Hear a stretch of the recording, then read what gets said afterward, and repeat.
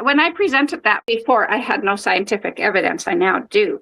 So there's a test that scored 10 points, requiring nothing but a floor that predicted all-cause mortality more accurately than blood pressure in a study of 2,000 adults. There is a joint mechanism that depends entirely on the mechanical loading through a range of motion that a chair restricts to a single surface.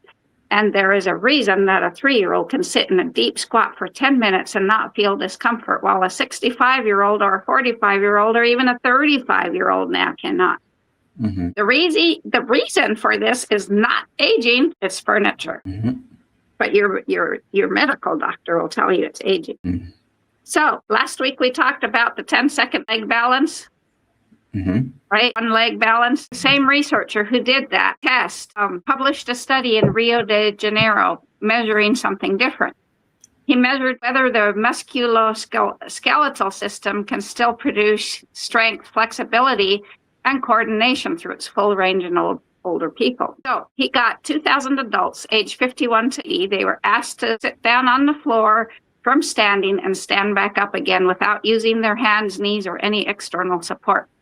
Each movement was scored 5 points. 5 points for coming down to the floor with no support, and 5 points for getting back up with no support, for a maximum of 10. Every time a participant used a hand or knee or something else for support, 1 point was deducted, and every wobble or loss of balance cost half a point.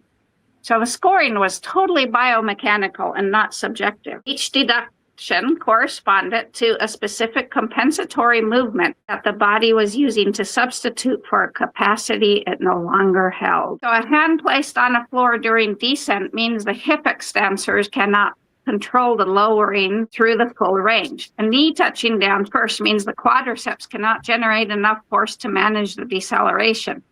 A wobble means the proprioceptive cerebellar loop, right back here, cannot maintain balance through the transition. So every deduction is a specific system reporting its degradation through a compensatory movement. And I just shifted. That's something that's sitting on the floor. That's you shift positions regularly. We're going to talk about that.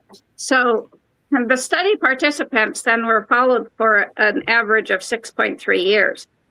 Participants who scored in the lowest category of 0 to 3 points had a 5 to 6 times higher all-cause mortality, and they don't give a time frame of, right, and those who scored 8 to 10 points. But as they worked, each 1 point of increase the participants were able to make was associated with a 21% reduction in all-cause mortality. So what I presented 2 years ago or so is that you stand and you cross your feet, you sit down, come back up, and if you can't do that without support, you're going to die from something very soon. So that's what all-cause mortality is. And so here's the science behind that. But the study didn't give, at least it didn't, in this source, did not give a time span of what the all-cause mortality, whether it's 6 years or 10 years or what, So basically what that says is getting up from the floor predicts more accurately whether you will be alive in 6 years than your blood pressure does, 6 to 10 years.